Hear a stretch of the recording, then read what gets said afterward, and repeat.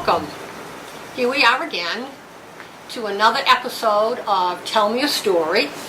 And we have here today a friend of mine, and I'm really glad that she is here to be videotaped and talk about Sandwich in the sort of old days. I'd like to welcome Jill Jillson to our videotaping. And before we start, I'd also like to say that Jill is also not only a long-term, her family long-term in Sandwich, but she also is a member of our foster group, who actually is the group that is sponsoring all these Tell Me a Stories. Jill, you happen to be our vice chairman? I think so. I think so. I think that's what it's called. Yes. Well, you have, your family has a long history in Sandwich, back generations. Could you sort of just fill us in a bit as to that history? Well, on both sides of my family, we go back to Ebenezer Nye and Catherine Tupper, who settled in East Sandwich. Catherine was the daughter of Tupper of the first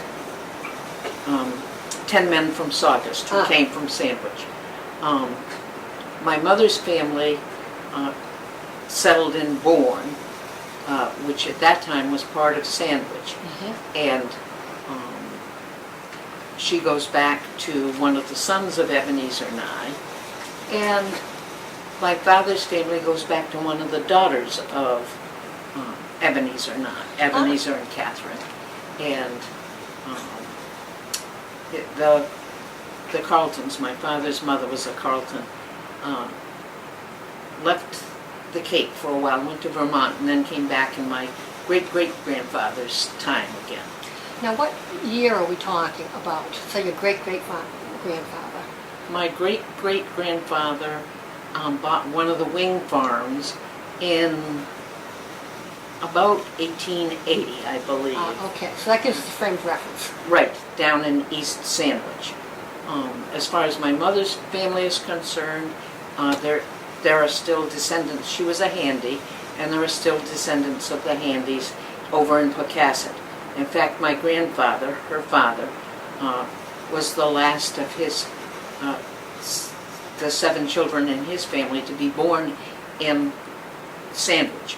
In 1884, Bourne separated, so the rest of his siblings were born in Bourne. Yeah, after the separation, sure, yes. And Dad's family, as I said, when they came back to the Cape, they settled in East Sandwich. And my great-grandfather wanted to be a farmer. And his father said, if you finish Harvard, I will buy you a farm, which is how he happened to buy the farm in the wing farm in East Sandwich. And my grandmother and all her siblings were born there. When my grandmother was 8 in 1900, on Groundhog Day, the old house that was built in the 1600s burned to the ground. In those days, there was no fire department, and sure. Once the chimney fire got started, that was it. And they moved into a new house that my great-grandfather built further back from what is now Route 6A. That's up on a little rise, and my sister lives there now. And that's right on Route 6A? Yes. Yes, and that is perhaps right across the street from the blueberry bushes? Yes. Yes. My great-grandfather was the first one to grow blueberries commercially on the Cape. He bought his bushes from New Jersey, and there were many different varieties. The ones I remember are Rubles and Pioneers and Atlantics and Jerseys and Dixies.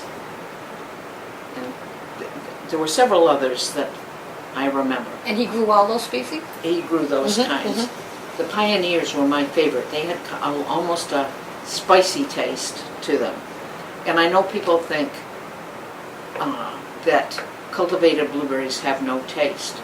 But the problem is a lot of well, what comes to the supermarket today has been transferred so far that it's, some of them have lost their taste.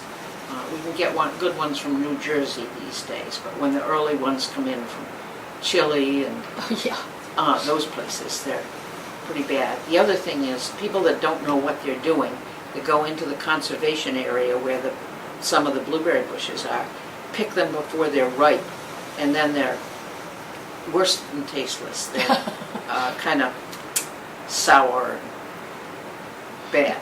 Now tell me, your grandfather, besides growing blueberries, what else did he grow on the farm? Cranberries. Cranberry, okay. Had a lot of cranberry bogs.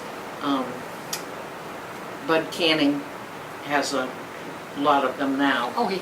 And his sons, which are carrying on the cranberry business. So those are the cranberry bogs that you might see, some of them from Route 6A? The only one you can see from Route 6A is in East Sandwich, just before you go up to that big four-square White House on the hill. Whoever has it now has done a real good job of trying to bring it back to a good bog.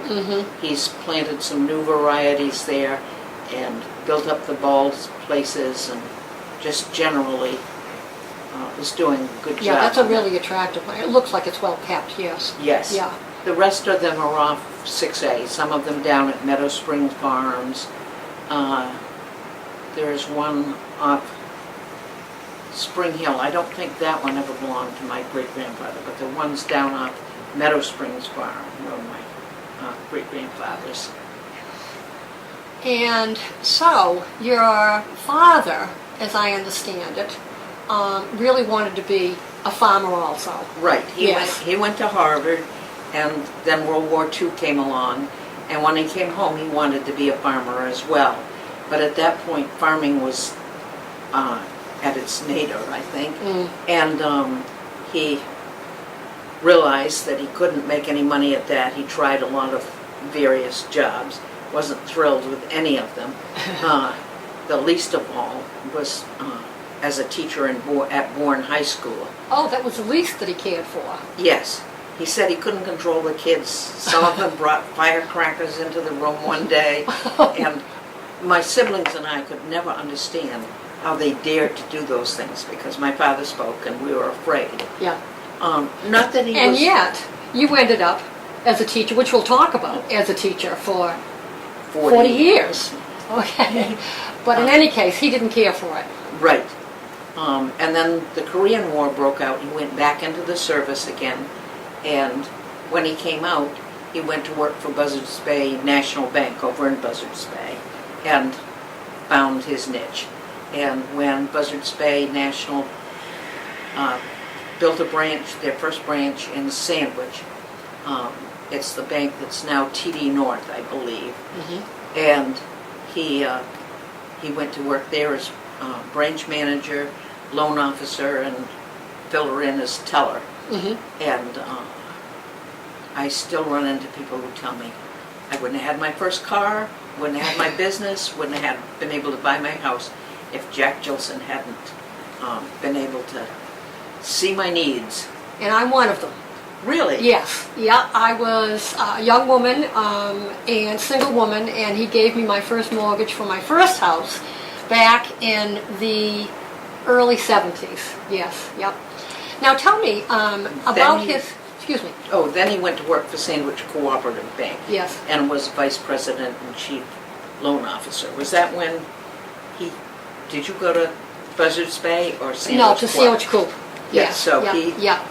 he had just moved over there then in the early 70s. I think about 1972 or 3. You mentioned that he was in World War II, Jill, and in the Korean War. Could you tell me a little bit about his experience there, and perhaps some of what he told you and your siblings about his experience? My dad didn't talk too much about the war. It was kind of, I did my job, I came home, and then I did my job at home. In the Second World War, he had just finished, or was in the middle of his sophomore year when Pearl Harbor happened. And so he signed up. He wanted to be a pilot in the worst way. Signed up to be a naval pilot, and was training at Hanscom Air Force Base. And he had done quite a bit of training, and before he was to do his first solo, his instructor said, "I'm not going to let you solo." He said, I just don't think you can do it. He said, "and we don't have planes or men to waste." So my father had finished his sophomore year at Harvard by then, and he signed up to go in the Army because he was going to do He was determined to do his Yes. duty. And he was in basic training in New Jersey. And as the Army did, they said, "Well, what can you do?" And he said, "Well, I grew up on a farm. I can drive a truck." And he didn't like basic training at all. He thought it was real boring. And he went to his sergeant and said, "All right, what can I do to get out of this? Not get out of the service, No, but get out of this." driving a truck, yeah. And the fellow said, "Well, Army Air Force is looking for people." He said, "but that's a way to die quick." At that point, I think they were losing a third of their men every Yes. time they went on a mission. But Dad said he thought that would be a good, clean way to go. So he signed up for the Army Air Force and went in training to Utah, Kansas, Texas. And Texas was I believe, his last stop before shipping overseas to England, where he was a waist gunner, radio man on a B-17 bomber. Oh boy. And when he was at the end of his training, he thought he was going to have time to come home and marry my mother. They'd been engaged for a year by then, but he found out he wasn't going to be able to get home. So my mother had a brother who worked for Pan Am, and he was able to wangle a ticket for her to Texas, and she went down with a small suitcase, couldn't have a wedding dress or anything, Oh my gosh. and married Dad there. Oh my gosh, no, yeah. And then when he left, she came home, stood in trains were real stuffed in those days, and she stood all the way to, I assume, Boston. Oh my gosh. Came home, went to teaching in Vermont, and did that till towards the end of the war when I was on my way. And Dad went to England, and it was just a fluke that he survived. The planes were going up. He took me to Duxford, where there's a Royal Air Museum. Oh, there's yes. one hangar devoted to American planes, and he took me there in 1998 when he would have been 76, and I was in my 50s. And when I went on to that B-17 that was in the hangar there, it just was incredible. I remember as a kid seeing pictures and thinking it looked like a real modern plane, but it was just kind of an aluminum envelope over a framework of steel. And this is what they flew in. And this is what they flew in. Yes. And every time I've taken a trip and been up at 5 miles and seen the outside temperature, as they say on the back of your seat, you can get a little map of where you are on the plane, and outside temperature and altitude and stuff. And I see minus 56 degrees. And I think, and they were flying in that. Yes. They had flying suits that went over their uniforms, and the suits were sheep lined, sheep wool lined. And Dad said there was a kind of an electric wire in it that was kind of on the idea of a electric blanket. Oh, sure, yes. That was they could plug in or something. They could plug it into this place in the someplace side in of the plane, yeah. But he said it was a real pain because it limited your movement. Yes. And so most of them didn't bother. He said one fellow was so scared when they were up there, he wet his pants. Oh my gosh. And he said it shorted out the thing, and he had a big burn down his legs from the electric. From the, yeah, oh boy, yeah. So, yeah. So when did he return from the war? Well, he was flying until the fall of '44, and he had just come back from a flight, and was going to the debriefing room. Mhm. And the fellow who had been his advisor at Harvard said, "Hey, Jillson," this advisor was attached to some general's staff, said, "Jillson, what are you doing here?" And Dad said, "I'm doing my job." And the guy said, "Don't you know it's a quick way to death?" And Dad shook his head, and the guy said, "I'm going to get you out of here." And got him transferred to doing data analysis. Dad said the desk job was the most boring thing he ever did. But the next flight that when his crew took was shot down over Germany, and the fellow that had taken his place was killed, and 2 or 3 of the others were killed, and the rest spent the rest of the war in a POW camp. And Dad said he always felt guilty about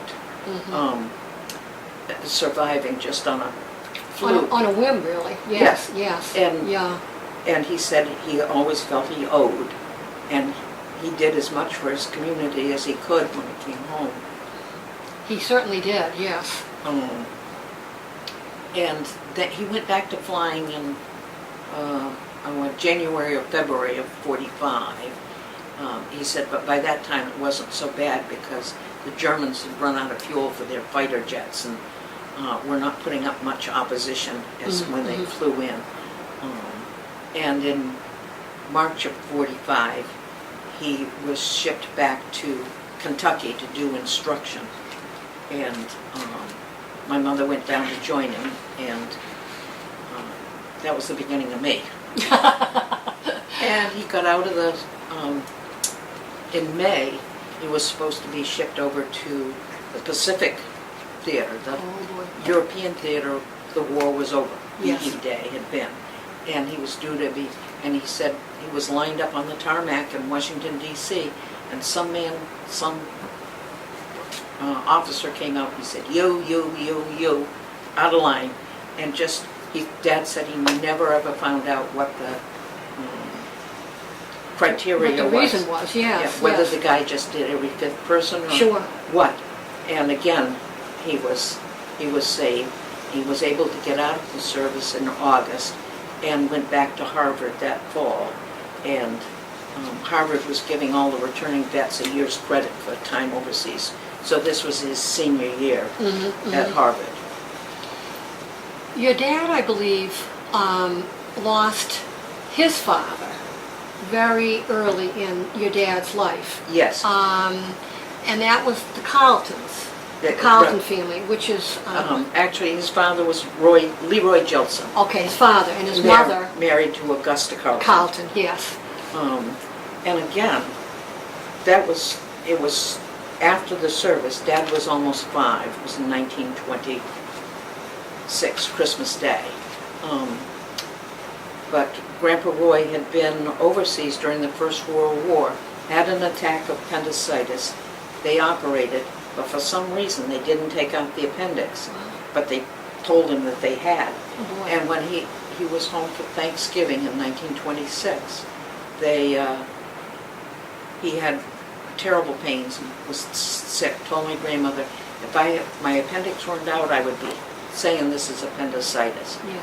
So he went back to his ship, and by the time he got back, they operated again, and they said your appendix is burst. And in those days, there was no help for it. No, and it happened on the ship. No, he went back to Philadelphia to the Naval Yard there. Oh, okay, yeah. And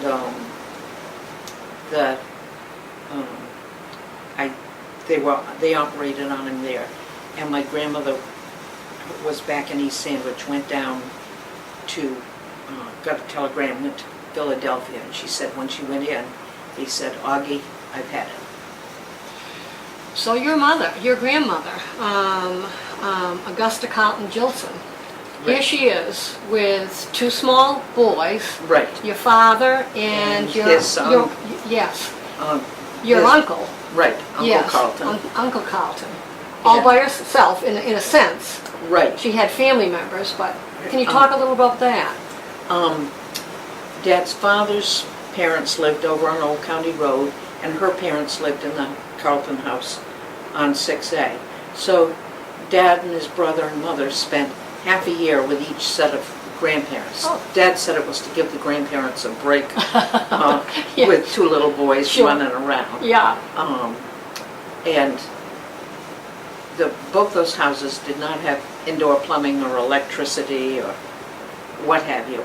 And when Dad went off to Harvard, that was the first time he had lived with an indoor bathroom, showers, and Oh my. electricity. What a culture shock. It was. Yeah. And he said it was also tough. He graduated in the class of 13 from Sandwich High School. And he said it was like going from a big frog in a little puddle to a little frog in a very big pond. Yes, yes. But as we can see, as I told you, going to Harvard made the decision in his life that changed the whole course of his life and led to his survival. Yes, yes, exactly. So he grew up, and his brother, playing on the farm. And you working said- hard. And working hard, as did the next generation, you and your siblings. Right. Can you tell me a little about you and your siblings growing up in that area? Well, in the 40s and 50s, of course, Sandwich was a very different place. It was much smaller than it is now. I think there were about 2,000 people, maybe a little less. And it was much more open. There were a lot fewer trees than there are now. And East Sandwich was kind of considered the boonies. When we came into school in town,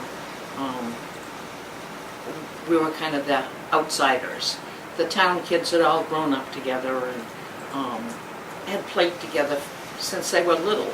They all walked to school together, walked home together. We got on the bus out in the boonies, came in, got on the bus to go home again. But we did have in common our schooling at the wing school, which was 12 grades in those days. 6 grades down, 6 grades upstairs. We all had, there was only one section of every grade, and so whoever was your teacher was everybody's teacher. And our first grade teacher was, we won't go into that detail, but She every was maybe kid, not your favorite. Maybe not all our favorite, yes. every kid that in town that had her for those 30 years before there were 2 sections to every grade, just has a story they can tell. Yeah. But She was a taskmaster, yes. yeah, that's the kindest thing I can think to say. But then we went to 2nd grade and we had Mrs. Bianchi, who had grown up here in Sandwich. She was Nora Michelson till she married. And she taught 2nd grade for almost 50 years, I guess. And she was absolutely wonderful. Every kid who had her loved her. Yes. And what about 3rd grade? 3rd grade we had Miss Consolini, who had also grown up here in, I don't know whether it was Sandwich or Sagamore. I think perhaps it was originally Sagamore and then Sandwich. Yeah, she lived on Java Street with her mom for a long time. Next door to where you live now. Where I live now, that's right. And I remember her telling about going over to the glass factory when the buildings were still there, but deserted, of course. This would have been, they were taken down in the 20s. Dad said he barely remembers them. And she said they used to stack up glass lampshades and then pitch things, hunks of glass at them, and see who could break the most. Can you imagine? Yes. Sandwich glass. Of course, maybe that's why it's so valuable today, because there's not much left. But, that I've heard that story before from others. My dad, as a matter of fact. And, it sort of bespeaks, perhaps, about the fact that it was such an integral part of their life and their parents and grandparents that they really didn't think so much of it as future generations did. Right. It wasn't so dear to them as it is now. Yes. Well, just like a lot of things that we've pitched out Yeah. and are now collectors avidly go after them. And I was thinking about, in the early days, people just tossed their dump stuff. Of course, there wasn't much.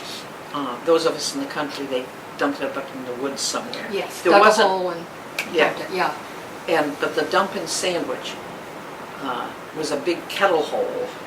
And I remember coming in with my grandmother after we gave up dumping stuff in the woods. And I must have been 16 because I can remember driving her car. Oh, yeah. And we would back up to the edge of the hole. There was no fence there. Nothing to stop you, no fence, no large boulders, nothing. And Granny would say, stop, stop, Jilly, please stop.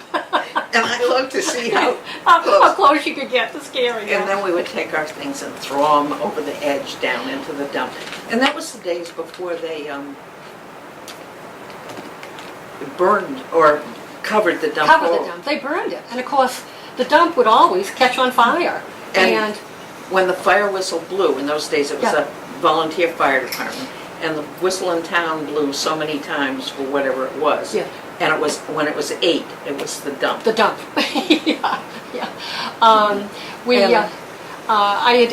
had talked to Carol Foster Tellegen a while ago in a Tell Me the Story, and she had recollections of the dump also. Yeah, Yeah. that was quite something in our day. Yes. And I remember going down with one of my friends and pulling out like old mayonnaise jars and things like that. There weren't too many, but things like that were packed in glass jars in those days, and bringing them up to the top and throwing them and seeing who could break the most. Yeah. Throwing them down Yeah. into the dump. I think there were a lot of rats down there. There were. too. Yeah, yeah. And sometimes the fire took care of that. Sometimes. Yeah. And sometimes didn't the boys go down with their BB guns? With and their shoot- BB guns, yes, shoot they the rats? did. Yes, yeah. Such fun we had back in those days. Yeah. And if our parents had known. Yeah. Well, I guess they just figured that we would learn our lessons. That Yes, yeah. You didn't. For instance, I remember being told I was at a friend's house and they had a charcoal grill, and in those days those old-fashioned grills had a metal pan that the charcoal was put in. Mm-hmm. And we were told as kids, I was maybe 10, and I was always one of those kids that had to test things out for myself. Yeah. And I put my finger underneath the pan, burnt it, big blister came. But do you think I told my parents? They would have said, we told you. We told you so. Told you so. Yeah. Now you spoke of your aunt, and could you talk a little bit about? They were your actually great aunts. Right. The Carlton Yeah, my sisters. grandmother's sisters. Sisters, yes. I remember them. But could you share some stories about them, Jill? They were quite something. They were the Carlton sisters, even though 2 of them had been married, lived together in the Carlton house at the end of their lives. And Where was it located? on Route 6A, where Yes. they had grown up. Yeah. The oldest was Catherine, and she was the only one that went away for a long time to live. She went to nurses training at Mass General Hospital and was a nurse at Mass General. And when World War I started in Europe in 1914, the United States was not in the war yet. And but there was a Red Cross unit formed by a group of doctors at Mass General, and they recruited nurses to go with them. And they went over to Europe and served right on the front lines. My Aunt Catherine said it was the greatest adventure of her life. Well, again, from a small town. Right. Yes. And then as soon as the United States got into the war in April of 1917, she signed up as an Army nurse. And she proudly wore her Army uniform, belonged to the American Legion, Yep. and marched in the parades till she had, the last couple of years, she rode in the car. But Yeah. she served in a hospital for wounded men overseas. And she actually ran into my grandfather over there. My grandfather Jillson, he was in the Navy. And he had some kind of shore thing, and she was able to meet up with him. And she came back and worked at Mass General till 1956 when she retired, and came back to the Cape to live. And it must have been tough to come back in many ways, because she was used to city life. She had her own apartment in Boston Yes. and her own friends. I remember she smoked. Oh, And my grandmother was appalled because my grandmother was terrified of fire. She was 8 when the house When burned. that house burned that you referred to, yes. And she always was scared of fire. And Aunt Catherine, when she came home, the house still did not have indoor plumbing or electricity.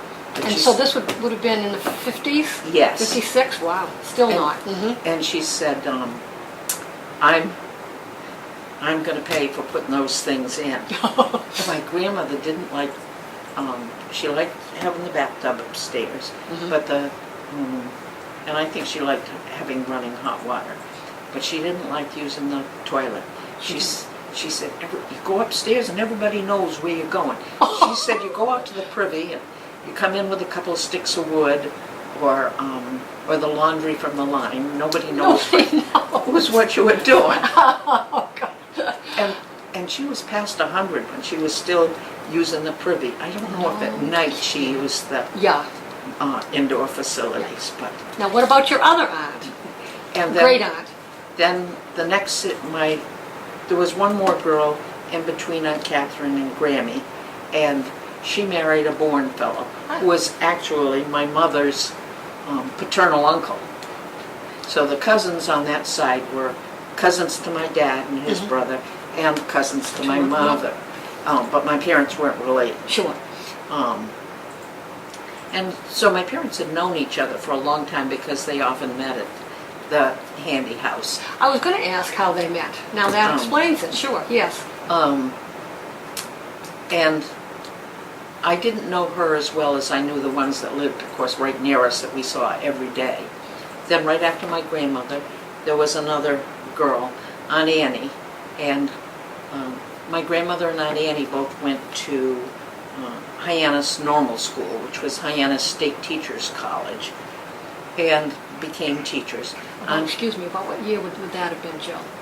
Aunt Annie graduated in 1915, and my grandmother graduated in 1916. Okay. And Aunt Annie went to Harwich and boarded with a family there and taught in the elementary school. My grandmother came back to East Sandwich and taught at where the Gibbs live now. That was a one-room school at the corner of Quaker Meeting House and Route 6A. And she walked there 2.5 miles every day. Back to her home and back to the schoolhouse. Yes. And one incident that happened while she was there was they didn't have running water, so that the Magnusons, who lived in the farm across the street, came over with a bucket of water every day. And the dipper sprang a leak in the middle of the year. So my grandmother went to the school committee and said, would they appropriate 25 cents for a new dipper? And the school committee said, well, bring in the dipper and we'll look at it. So they brought the dipper in, and or Grammy brought the dipper in, and they passed it around, and the men on the school committee all nodded their heads. And then I got to the last one, and I won't say his name because some of his relatives are still in town, looked at it, took his handkerchief out of his pocket, and tore off a narrow strip and rolled it up and stuck it in the hole and said, I guess that'll get you through the year. Appropriation denied. Oh my God, 25 cents. And he was known as Raggin' the Cup. Talk about frugal. You're right. Yeah. And then the next year my grandmother was real happy because she was assigned to the East Sandwich School over on Old County Road. So that was only about a mile to walk every day. But was the school that is at the corner that you spoke of Quaker Meeting 60 House. and Quaker Meeting House, was that still a school or was that abandoned? Okay. It was still school. It was still school. And then in 1920 the town decided to consolidate everybody into the School Street School, which is no more. Yes. And but for the next 2 years my grandmother served at the schoolhouse on Old County Road where Dan Cullity lives now. Yeah. And she had gone there as a child, and she said it was a much easier walk. And she said that she was going to be married in the fall of 1920, and she said she was sure the superintendent was glad that he didn't have to find a place for her when he closed down the schools. So that was her school teaching time. And then, of course, when you went back, when my grandfather died, she couldn't go back to teaching because she had been married. In those days, married women couldn't be teachers. Really? And so she... that is really news to me. Isn't that interesting? What was the... well, they felt in the 30s, I guess, that jobs were hard to come by, and man should have a preference over a woman, or a single woman over a married woman.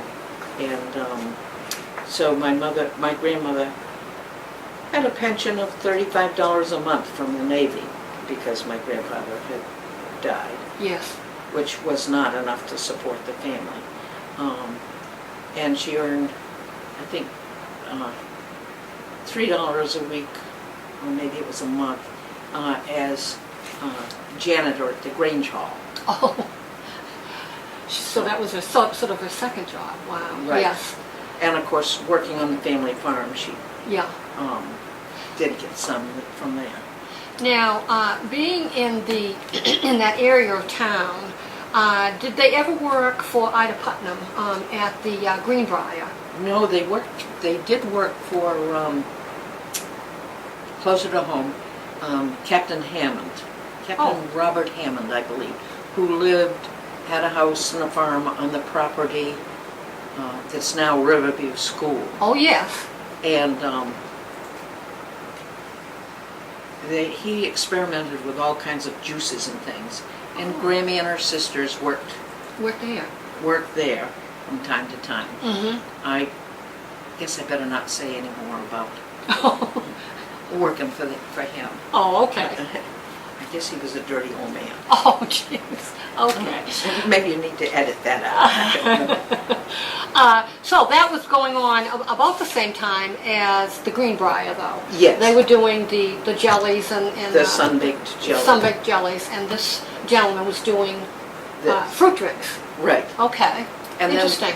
Then the youngest sister in the family, Aunt Amy, went off to nurses training, but then felt as if she was needed at home and came home, and she had kind of some adventures with her brother, who was in between Aunt Annie and herself. They went, Uncle Jack went with Aunt Amy to Florida to manage a grapefruit farm, and they were debating about whether they would go there to live, and decided that they wanted to be back in New England. So they came back here, and of course Uncle Jack inherited the family farm. The farm, and went on with the blueberries. He went to what was known as Mass Aggie in those days. It's now UMass Amherst. And he was also a runner. Was he? Yes. We were talking about that earlier. And he ran in the Boston Marathon with Johnny Kelly along the way. Really? Yes. And did your dad ever run in the marathon? No, because he was quite a runner. Right, but I think the war years took the best of his time. running. Yeah. Yeah. My brother ran in the marathon, and my brother's youngest son ran in the marathon. Kevin, the youngest son of my brother, came in 42nd in his best time.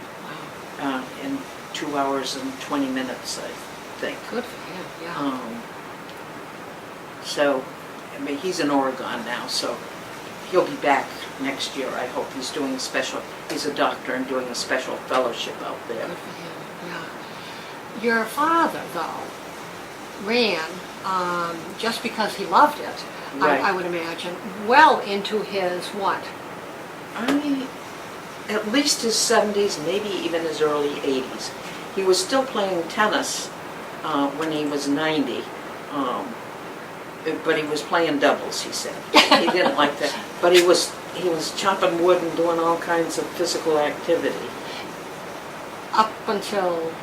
Till a few months before he died, when he had a stroke. And yes. that kind of settled his hash. Certainly slowed him down. Switching gears a bit, although we did talk a little about school.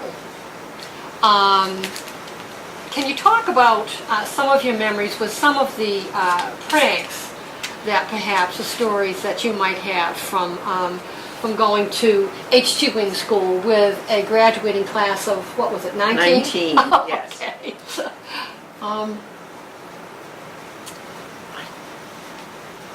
I remember one time I went with another kid into the school. The year we graduated, they were putting an addition on the school, Okay. and there was a way you could get in to the building through there. And I remember going in and thinking, oh, if we get caught, I'm going to get thrown out of... Killed. Yeah, I'm going to get killed. I'm going to get suspended, and I'll get thrown out of everything, and I'll probably not be able to get into college. And But you did it. right, I did it, and it was at night, and it was kind of creepy in there. Really? Boy, you were brave, too. I wouldn't have dared do that during the nighttime, huh?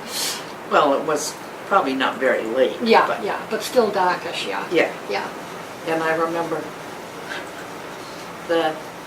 in those days, the junior prom was held at the school gym, and it was a moneymaker for the junior class, and anybody could come. It wasn't just for juniors. Yes. And I remember we had to go in the next day with Ross Raymond, our class advisor, to clean up. And I remember somebody said, come on, let's go up and look in the boys' room. And that was the first time I ever knew that they had plumbing that was different from the girls' room. Oh, Jill. And I was thinking about David Blake and Carlo Pola one time swiped some, I don't know, whatever that thing is that's got sulfur in it, and dropped it into the ventilation at the school, so the whole place smelled like rotten eggs. Rotten eggs. And another time they took some sodium, which is, water touches sodium.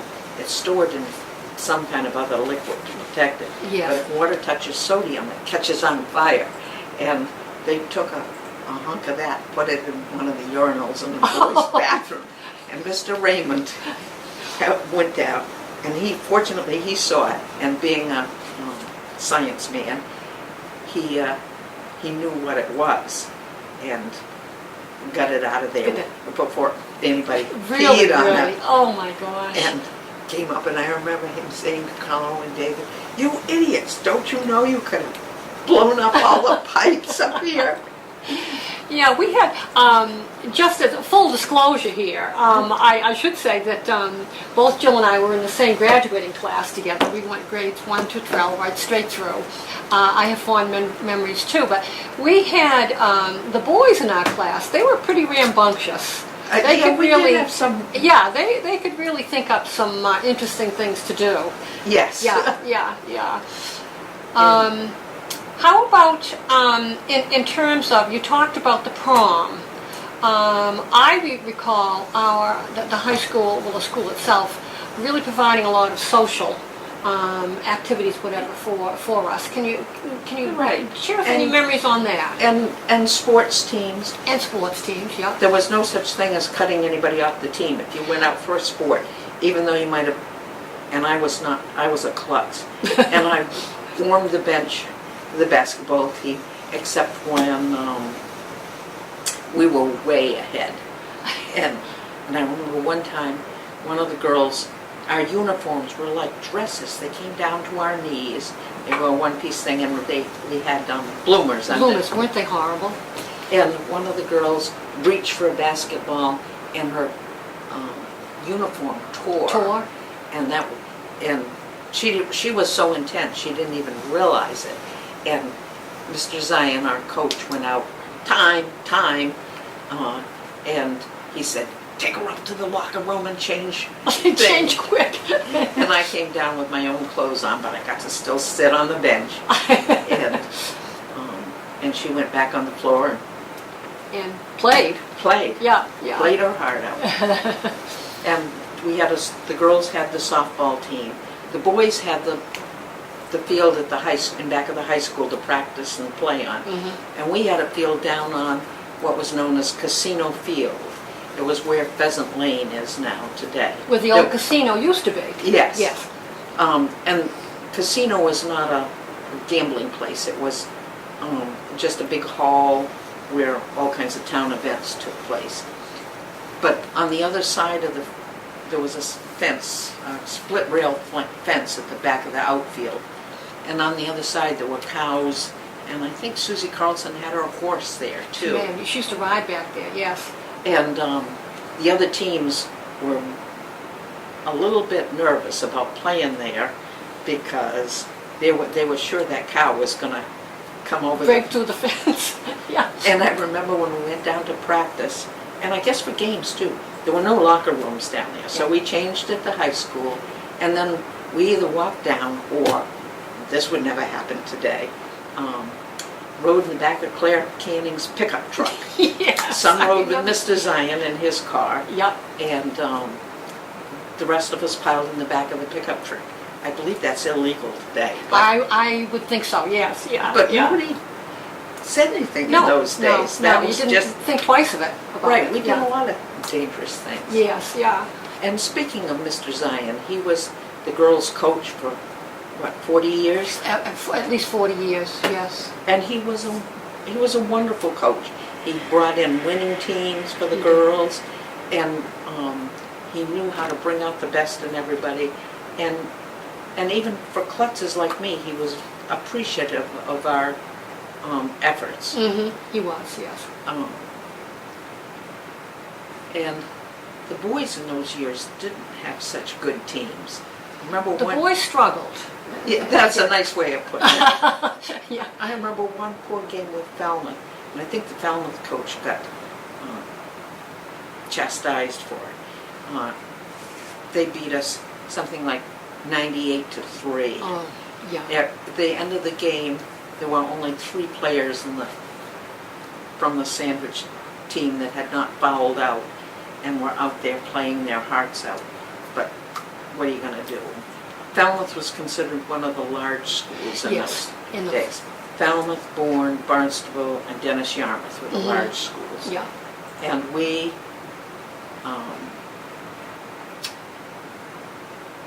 Nauset Regional, Provincetown, Harwich, and Chatham were the small schools. And Mashpee didn't even have a high school in those days. They went to Falmouth. Yes, yeah. So. Now, you had touched a little on your great aunt marching in the Memorial Day parade in her uniform, and I do remember it. She had a cape, yes, and a hat. And as you say, they did march as they were when they were younger. I recall, by themselves. But then they were put in convertible cars and they drove. Can you talk about Memorial Day in Sandwich and July 4th of July in Sandwich? What you recall those holidays? Well, Memorial Day was a lot more solemn in those days. It was, really thinking, and of course, the war was just over. Yeah. And we did think about the men who had died in the parade. There was none of this throwing candy off the fire truck or spraying people or anything on Memorial Day. Yes. It was a solemn day. The campfire girls, the Girl Scouts, the Brownies, the Boy Scouts, the Cub Scouts all marched. Yeah. And the men from the American Legion. My dad marched in the parade. And of course Aunt Catherine and Uncle Jack, who had been in the First World War, marched. And then when they became the oldest generation, they rode in a convertible car. Yes. I remember the speeches. They gave a speech at the library. I can't remember who the speakers were. Probably one of the selectmen, do you think? Perhaps selectmen, or maybe someone from the Veterans. From the Legion. Legion, yeah. And I remember one hot Memorial Day, marching as a Brownie, and they just whoever the speaker was, it seemed to me, they went on and on and on. And it was hot, and we had to stand there. There was no sitting anywhere. And then we went down by the town brook, by the town hall, and they threw the wreath in for the Navy and the Merchant Marine Fellows. And I can't remember where I think we gathered at the school to begin the parade, but I can't remember where we ended up. We probably ended up back there, do you think? Maybe we did. Yeah. The 4th of July was very much more, as you say, I remember it as the Memorial Day as being very solemn, and but the 4th of July, of course, that was fun. Yes. Yes. There was the boat parade with the Japanese lanterns hanging up, and then there were fireworks at Cemetery Point, and we parked up at the high school, I think, those of us that came in from the outlying areas, and walked down, and we sat on that hill in front of the Hoxie House to watch that. Yes, yeah. I think you'd have a hard time watching from there now because There's there's trees now that have grown up, yeah. But that was always fun. My dad took us to see that. My mother hated the bang bang. Oh, yes. And so she would say, yeah, take the kids. And yeah. Now tell me, did you come up, this is a different thing, did you come up for the square dances? No. You didn't come up for the... I don't okay. remember Okay. that. Yeah. I remember square dancing at the Grange Hall. Oh, sure. Yes. Could you share anything about that? It was a 4-H thing. Florence Cannon was in charge of it. And there were kids from town that came out to square dance with us. And it was a lot of fun and a lot of exercise, too. Yes, yeah. And very social. Yes. Yes. And the Grange held other things. I remember they had a children's night in June that kids could go to, and I don't remember specific activities, but I remember it happening. And they had dinners and card parties. Card parties, yeah. And they also had Halloween parties. Oh, did they? But remember, we had them at the high school. Yes. At the gym. Yes. I remember one year, I think about 2nd or 3rd grade, you were a chicken. Oh, no kidding. You had a A head chicken. that came down over your shoulders. I think I remember that actually, a cardboard one. Yes. Yeah. And you had little green overalls. Oh, God. Now that you say that, I do remember. This has been so pleasant. Because a lot of the things that you're saying, of course, I recall.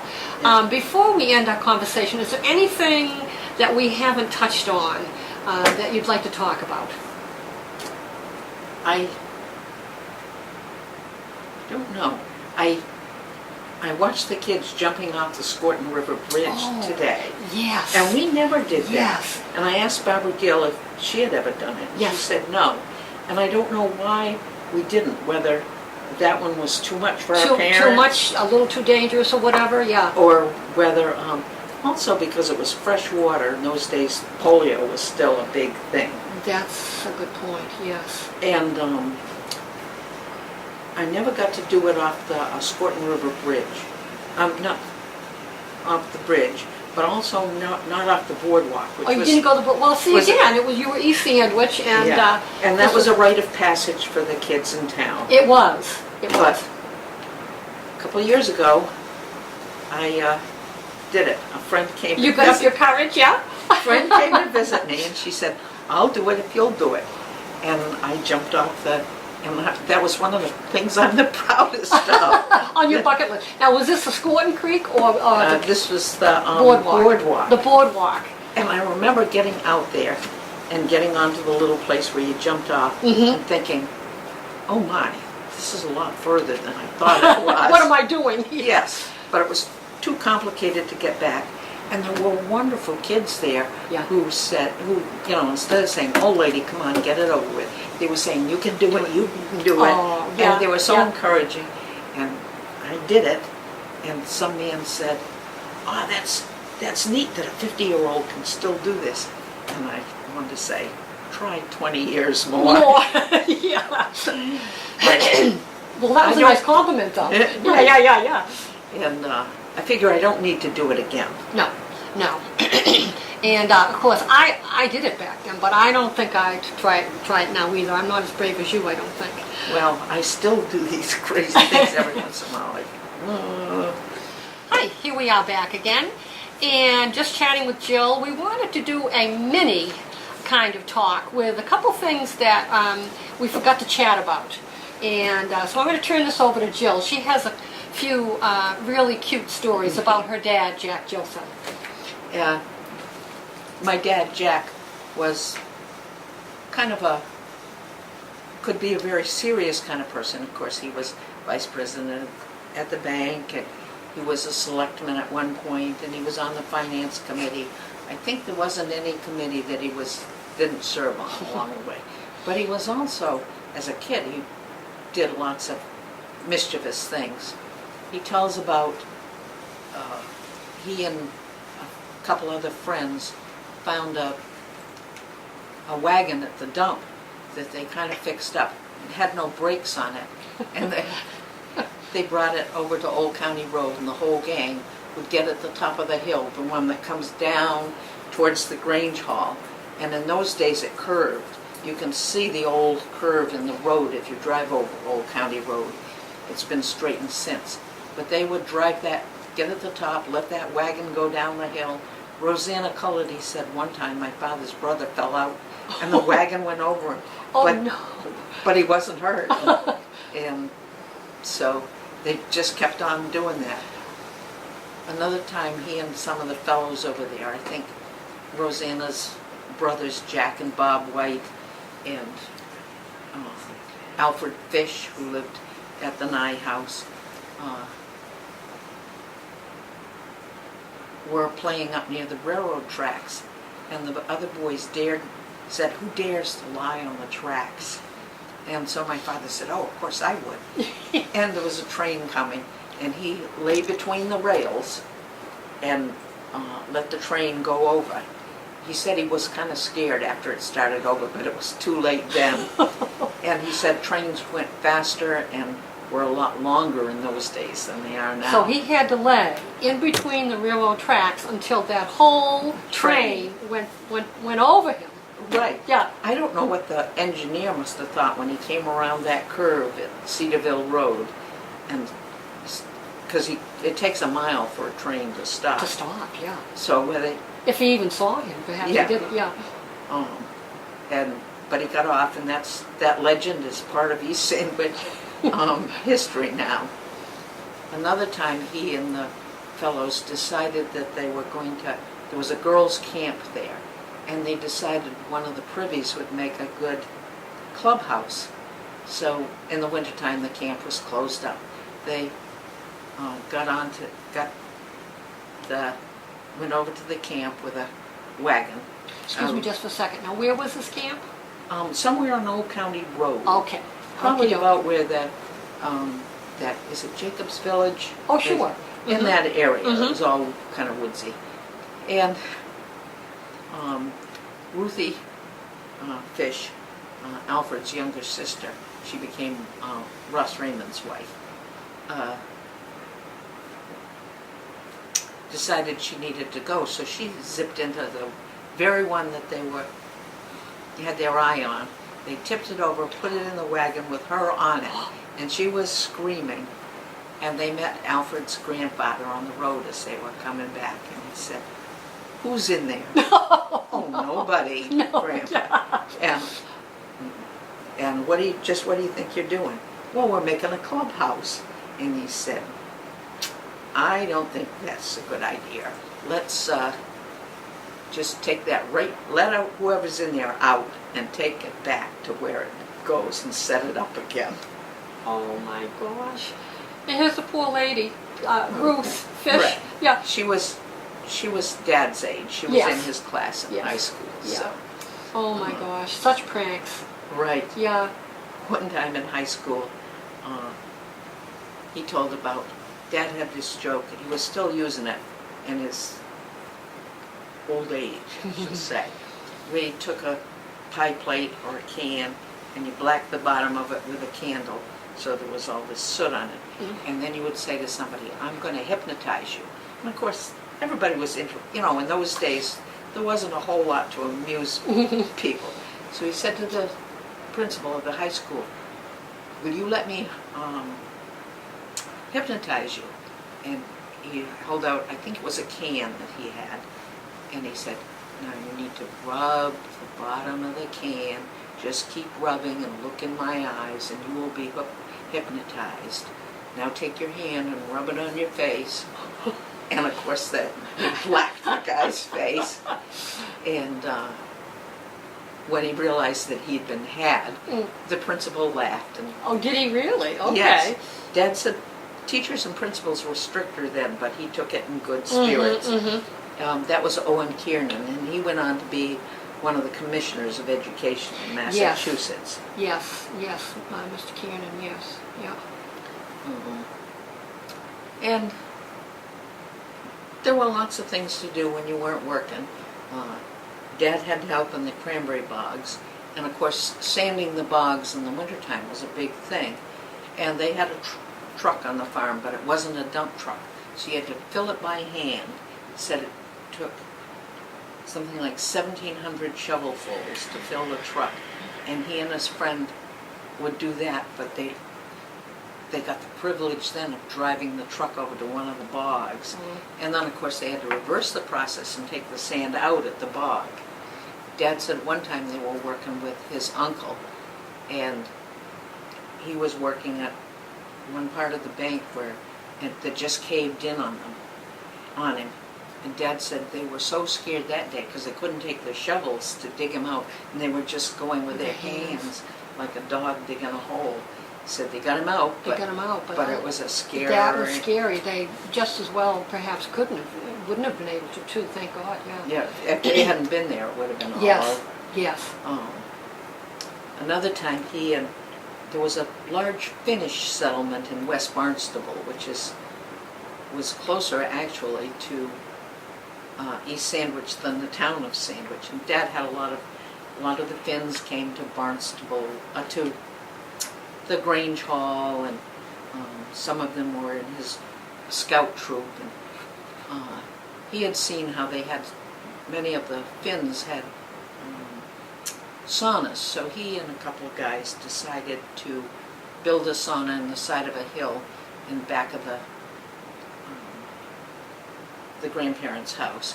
He said they dug and they were able to put, I guess they had some boards they got from somewhere, put it in, and then put the stones in, lit a fire to hit the stones, and